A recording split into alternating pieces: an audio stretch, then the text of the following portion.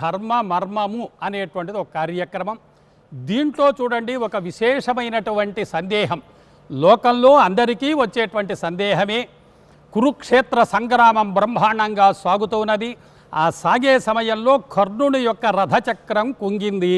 అప్పుడు కృష్ణుడు యొక్క ప్రేరణతో అర్జునుడు బాణం వేసి కర్ణుడిని సంహరించాడు. ఏమండి, మీ పురాణాలు శాస్త్రాలు ఇలాగే ఉంటాయా? అధర్మాన్ని ప్రోత్సహించున్నారే అని అనే అవకాశం ఉన్నది. మనము ఇట్లాంటి విషయాల్లో జాగ్రత్తగా సూక్ష్మ పరిశీలన చెయ్యాలి. ఎలా చేయాలి అని ఆలోచిస్తే, ఆ కర్ణుడు అనగానే మీరు ఏమంటారు? దానకర్ణుడు చాలా గొప్పవాడు, చాలా విశేషాలు చెప్తారు. విద్యలు నేర్చుకున్నాడు పరశురాముడి దగ్గర.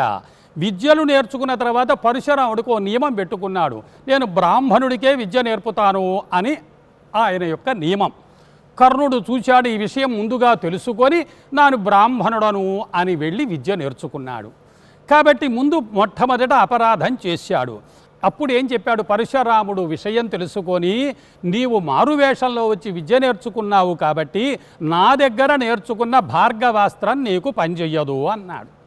దుర్యోధనుడితో స్నేహం చేశాడు. ఈ విషయం ఆమె చెప్పాడా దుర్యోధనుడికి? చెప్పలేదు. సరే, ఇది ఒక విషయం. ఇక రెండో విషయం కనుక ప్రధానంగా చూచినట్టయితే, ద్రౌపది వస్త్రాపహరణం జరిగేటువంటి సందర్భంలో ఈ దుర్యోధనుడు ఆ అవమానించడానికి కారణభూతమవుతే నలుగురు అక్కడ కర్త కారయిత చైవ ప్రేరకశ్చ అనుమోదక, నలుగురు భాగాన్ని అనుభవిస్తారు. కర్త చేసినవాడెవడు? దుశ్శాసనుడు. కారయిత చేయించినవాడు దుర్యోధనుడు. ప్రేరకశ్చ ప్రేరేపించినటువంటి వాడు కర్ణుడు. అనుమోదక అంగీకరించిన వాడు శకుని. అందుకని వాళ్ళు దుష్టచతుష్టయమయ్యారు. పుణ్యమైన పాపమైనా అనుభవించాలి. ద్రౌపది వస్త్రాపహరణంలో చేసిన పెద్ద దోషం ఏమిటి అంటే, కర్ణుడు సభలో వచ్చింది, సంభాషణంతా జరుగుతూ ఉన్నప్పుడు అతడు ఒక మాట అన్నాడు, ద్రౌపది నీ భర్తలు జూదంలో ఓడిపోయారు, జూదంలో ఓడిపోని వాణ్ణి వరించు అన్నాడు. ఏమండి, ఇది ఏమైనా ధర్మమైనటువంటిదేనా? కర్ణుడి పాత్రలో ఉండే దోషాలు ముందు మనం ఒక రెండు చెప్పుకోవాలి. అనగానే దుర్యోధనుడు మహామేధావి కదా, వరించు అనగానే వస్త్రం పైకెత్తి తొడ మీద చేయి కొట్టాడు. అందుకే ఇట్ట చేయి కొట్టి తొడ మీద కూర్చోమని చెప్పగానే భీమసేనుడు ప్రతిజ్ఞ చేశాడు, ధారుని రాజ్య సంపదమదంబున కోమలి కృష్ణ చూచి రంభోరుని జోరు దేశమున నుండగ బిల్చిన యుద్ధురాత్మన్ దుర్వారమదీయ బాహు పరివర్తిత చండ గదాభిఘాత భగ్నోరుతరోరు చేయుదు సుయోధను ఉగ్ర రణంతరంబునన్. యుద్ధంలో తొడ విరగ్గొడతా అన్నాడు. అక్కడ ఓ ప్రశ్న వస్తుంది, మళ్ళా వస్తుంది, అది ఎక్కడో ప్రశ్న వేస్తారు. కాబట్టి ఇప్పుడు ఆ ద్రౌపదిని అవమానించటంలో ప్రధానమైన కారణభూతుడు కర్ణుడు. ఇది పాపమే. సరే, ఈ పాపాలు ఇట్లా ఉంచుదాం. యుద్ధం జరుగుతూ ఉన్నది.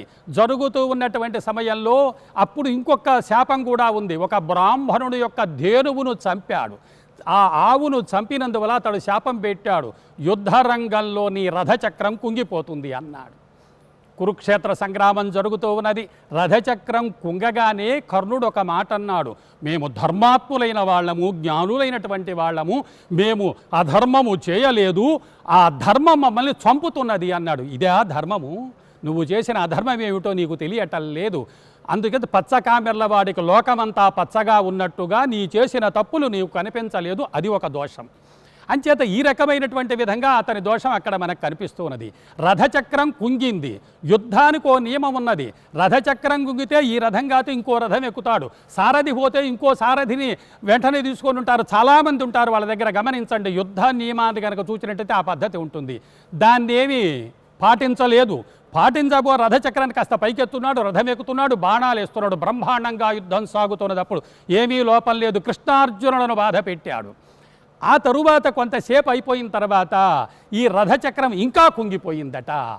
అప్పుడు కర్ణుడు దిగి ఈ రథచక్రాన్ని పైకెత్తుకుంటూ, అర్జున నువ్వు బాణం వెయ్యవాకు, నేను విరధుడను, విరధుడి మీద బాణం వెయ్యకూడదు, అదేవిధంగా నేను ఆయుధాలు లేనివాడిని అన్నాడు. ఈ రెండు విషయాలు మాట్లాడాడు. కాబట్టి మన వాడికి సందేహం వచ్చింది, అర్జునుడు వెయ్యాలా లేదా అని. ధర్మము అని ఒక మాట అన్నాడు కదా, వెంటనే కృష్ణ పరమాత్మ అడిగాడు, కర్ణ ఏది ధర్మమయ్యా? భీమసేనుడికి విషాన్నం పెట్టటం ధర్మమా, గంగలో తోయటం ధర్మమా, ద్రౌపదిని అవమానించటం ధర్మమా, అభిమన్యుణ్ణి యుద్ధరంగంలో అందరూ కలిసి చంపటం ధర్మమైనటువంటిదేనా? ఇన్ని ధర్మాలు చేశారు కదా, ఇది ధర్మమేమో ఆలోచించు. ధర్మాధర్మ విచక్షణకు అవకాశం కాదు.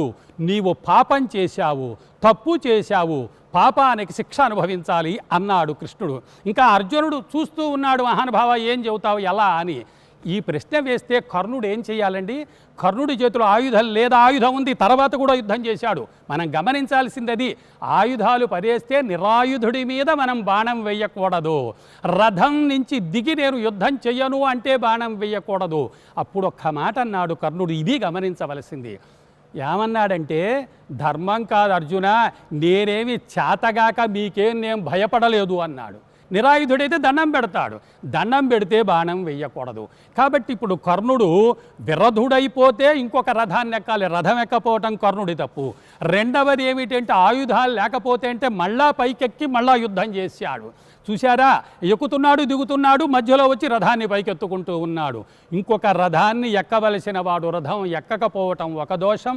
అదేవిధంగా నిరాయుధుడు మాత్రం కాదు, యుద్ధం చేస్తూనే ఉన్నాడు. పూర్తిగా అక్కడ పడి సరెండర్ అయిపోయి, అయ్యా నీదే భారం, నేనేం చెయ్యలేను, నువ్వు బాణం వెయ్యొద్దు అంటే అర్జునుడు వెయ్యడు, కృష్ణుడు వెయ్యమని చెప్పడు.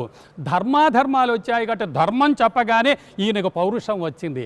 అర్జునుడు కూడా ఈ అధర్మాలన్నీ చెప్పగానే ఆ పౌరుషం చేత బాణప్రయోగం చేశారు. ఇప్పుడు ఇంతకు రెండు విషయాలు చూస్తే, మనం ఏదైనా పాపం చేస్తే తప్పించుకోవాలి అంటే సాధ్యం కాదు. ఒకటి, అబద్ధమాడి విద్య నేర్చుకున్నాడు, బ్రాహ్మణుని హోమధేనువును చంపాడు, అందుకే గోబ్రాహ్మణేభ్య శుభం భవతు అంటాం. గోవులు బ్రాహ్మణులు సుఖంగా ఉండాలి అంటాం. అట్టగే స్త్రీలను పూజించాలి అన్నాం. ఎత్ర నార్యస్తు పూజ్యంతే రమంతే చ తత్ర దేవతా అంటారు. స్త్రీని పూజించారా, ద్రౌపదిని అవమానించారు, ఆ పాపము. ఆ బ్రాహ్మణుడు యొక్క ధేనువును చంపారు, ఆ పాపం. అబద్ధాలాడాడు, ఈ పాపం. ఇవన్నీ కూడాయి. కూడినా కానీ చంపలేదు వెంటనే. ఇతడు యుద్ధం చేస్తూనే ఉన్నాడు, విరధుడు కాడు. అదేవిధంగా బాణాలు లేనివాడు కాదు. రథం లేకపోలేదు, బాణాలు లేకపోలేదు. ఒకసారి దిగుతున్నాడు, పైకెక్కుతూ ఉన్నాడు. అంచేత మనం ఆలోచించినట్టయితే బయటికి చూడటానికి తప్పులాగా ఉంటుంది. వాలివధలో కూడా ఇలాంటి విషయాలు అనేకం రావటం జరుగుతుంది. మహాభారతంలో ఇట్లాంటి సందేహాలు అనేకం ఉండటం జరుగుతుంది. మూలాన్ని జాగ్రత్తగా పరిశీలన చేయాలి.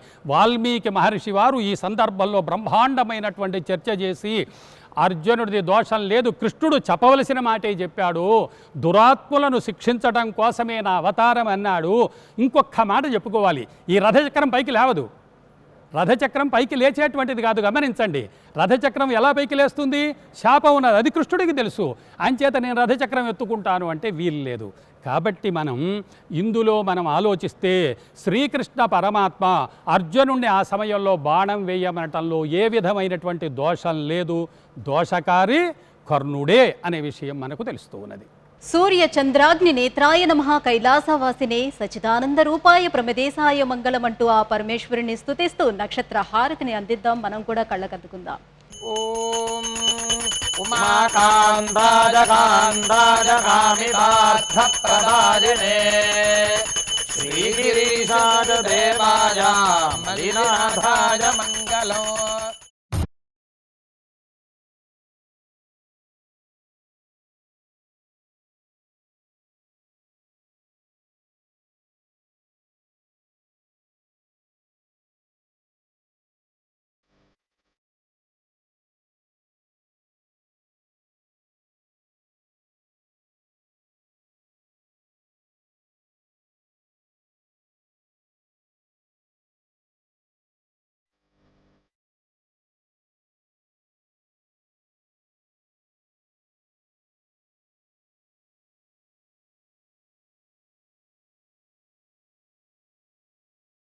नमः पार्वतीपतये हर हर महादेव हर नंदिकेश्वर भगवान की जय जय जय।